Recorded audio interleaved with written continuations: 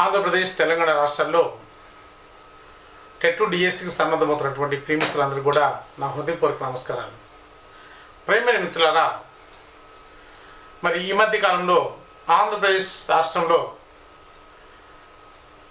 DSC notification ఇవ్వడం అనేది జరిగింది.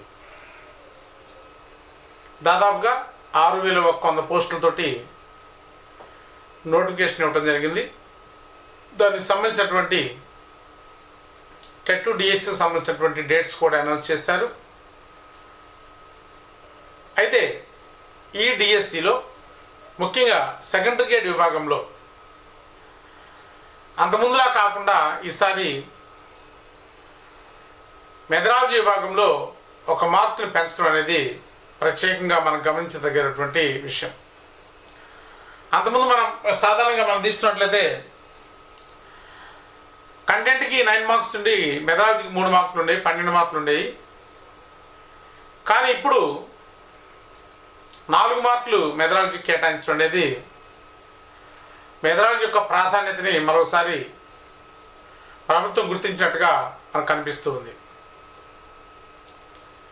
ముఖ్యంగా సెకండరీ గ్రేడ్ టీచర్స్ సంబంధించినటువంటి సెకండరీ గ్రేడ్ టీచర్స్ విభాగంలో అభ్యర్థి 5 మెథడాలజీ చదవాల్సిన అవకాశం ఉంది.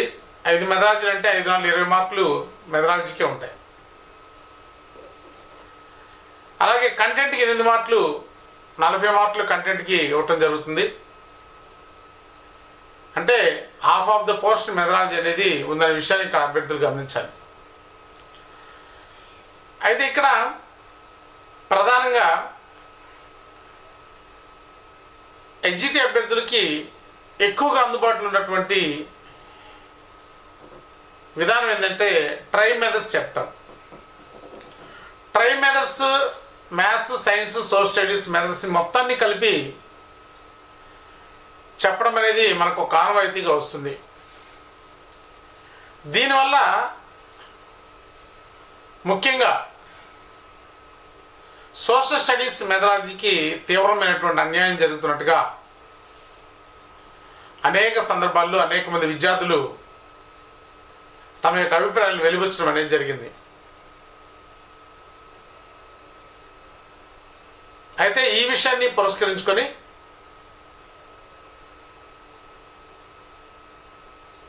మరి ఈ యొక్క ఎగ్జిట్ విభాగంలో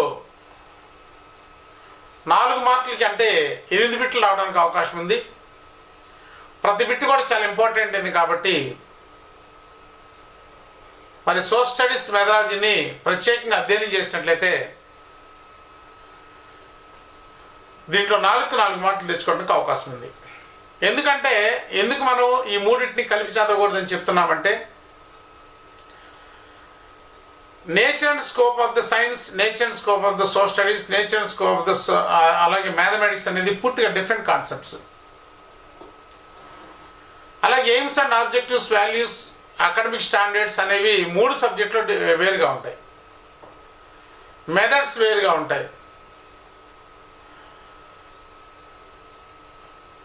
అలాగే టీచింగ్ ఎయిడ్స్ వేరుగా ఉంటాయి.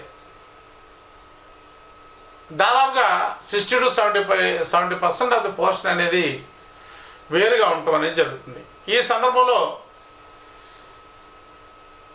సోషల్ స్టడీస్ సబ్జెక్ట్ని తక్కువగా తెలియజేస్తూ మ్యాథ్స్, సైన్స్ మీద ఎక్కువ ఫోకస్ చేయడం అనేది జరుగుతుంది.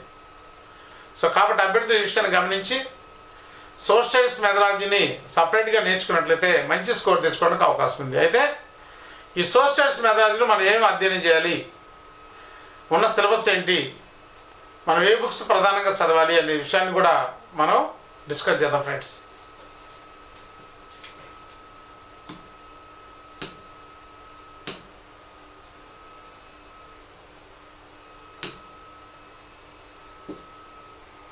మెథడాలజీకి 4 మార్క్స్ కేటాయించారు. 4 into 2 8 మార్క్స్, 8 బిట్స్ రావడానికి ఇక్కడ అవకాశం అనేది ఉంది. ఫస్ట్ది nature and scope of history and development of social studies. Nature and scope, history and development of the social studies. ఇక్కడ ఈ చాప్టర్లో మన ప్రధానంగా సాంఘిక శాస్త్రం అంటే ఏంటి, దాని యొక్క నేచర్ ఏంటి, దాని యొక్క స్కోప్ ఏంటి, దాని యొక్క హిస్టారికల్ బ్యాక్గ్రౌండ్ ఏంటి అనే విషయాన్ని ఇక్కడ ప్రధానంగా డిస్కస్ చేద్దాం. అయితే ఈ నేచర్ అండ్ స్కోప్ అనేది మనకి ప్రజెంట్ ఉన్నటువంటి ఈ యొక్క ఏదైతే బుక్స్ ఏదైతే ఉన్నాయో వాటిలో అంత క్లారిటీగా లేదు.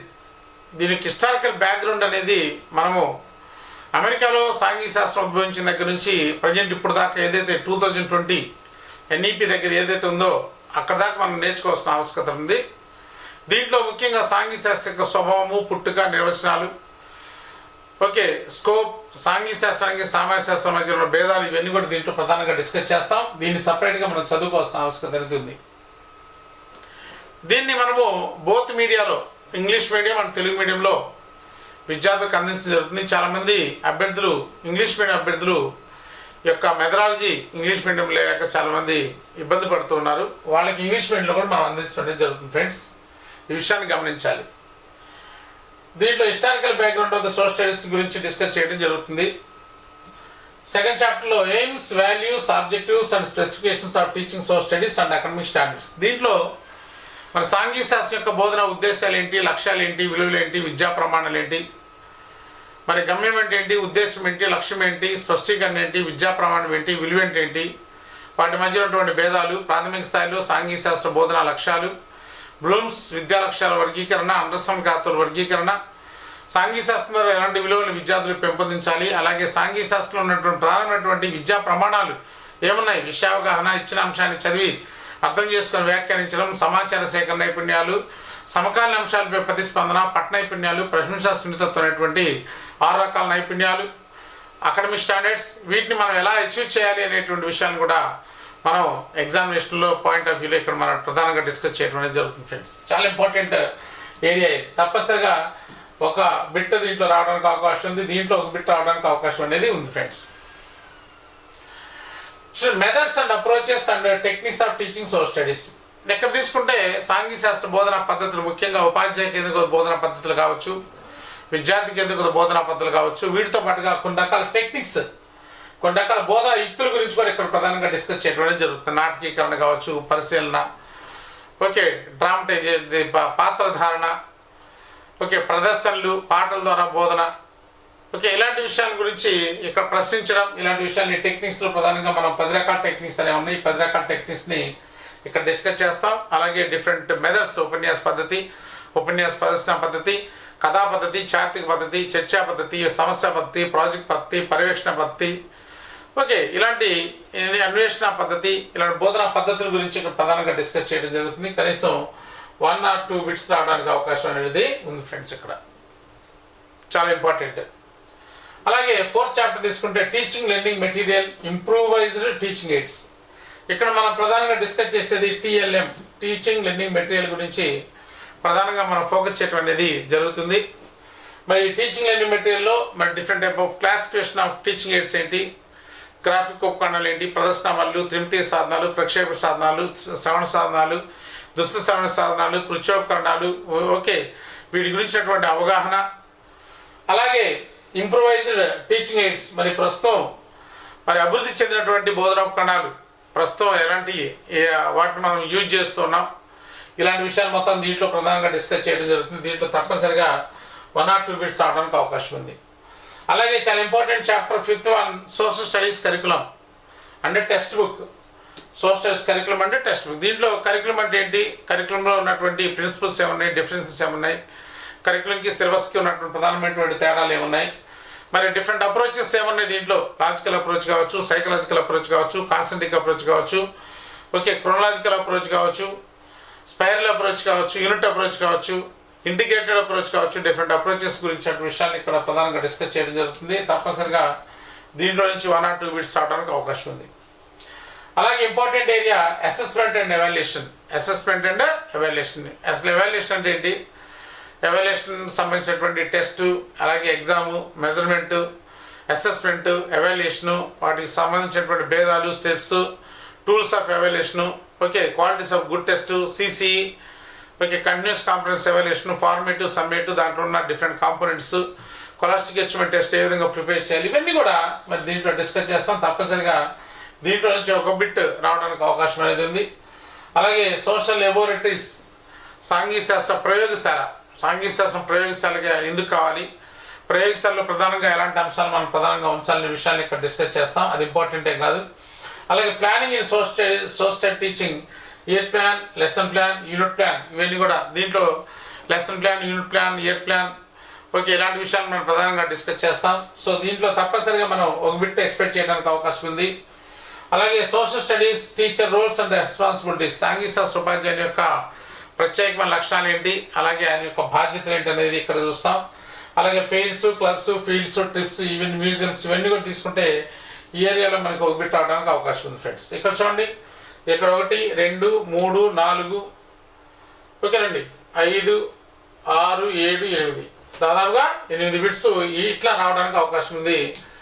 సో 4 మార్క్స్ ఏరియా రావడానికి అవకాశం ఉంది. కాబట్టి మనకి మార్క్స్ 4 అయినప్పుడు కూడా చాప్టర్స్ 10 ఉన్నాయండి. చాప్టర్స్ 10 ఉన్నాయి. ఎందుకంటే ఈ యొక్క మెథడాలజీస్ పరంగా తీసుకుంటే మెథడాలజీ యొక్క కాన్సెప్ట్ అనేది అన్నిట్లో కామన్గానే ఉంటుంది, కానీ సబ్జెక్ట్కి వాటి యొక్క స్వభావం అనేది మారుతూ ఉంటుంది అనమాట. ఓకే, సాంఘిక శాస్త్రం, హిస్టారికల్ బ్యాక్గ్రౌండ్, ఇవన్నీ కూడా వేరుగా ఉంటాయి, మ్యాథ్స్ వేరుగా ఉంటాయి. అలాగే ఎయిమ్స్ అండ్ దీంట్లో ఆబ్జెక్టివ్ స్పెసిఫికేషన్లో కూడా కొంత మార్పు ఉంటుంది, విద్యా ప్రమాణాల్లో కొంత మార్పు ఉంటుంది, అలాగే టెక్నిక్స్ మెథడ్స్లో కొంత మార్పు ఉంటుంది, అలాగే టీచింగ్ ఎయిడ్స్లో మార్పు ఉంటుంది. కరికులం అనేది అప్రాక్సిమేట్గా కొంత సేమ్ ఉండొచ్చు, అసెస్మెంట్ ఎవాల్యుయేషన్ కూడా కొంత కలవచ్చు. అలాగే ఇక్కడ మనం తీసుకుంటే సోషల్ లెబొరేటరీస్ డిఫరెంట్గా ఉంటుంది, social teacher, fails, clubs, museums, ఇవన్నీ కూడా డిఫరెంట్గా ఉంటాయి. Year plan, unit plan, lesson plan, ఇవన్నీ కూడా డిఫరెంట్గా ఉంటాయి. కాబట్టి మనము మరి ట్రై మెథడ్స్లో భాగంగా దీన్ని చదువుకోవడం కాకుండా ఎస్జిటి అభ్యర్థులు ఎవరైతే ఉన్నారో దాన్ని మరి సపరేట్గా మెథడ్స్ మనం నేర్చుకున్నట్టయితే తప్పనిసరిగా మనకి 4 మార్క్స్ రావడానికి అవకాశం ఉంది.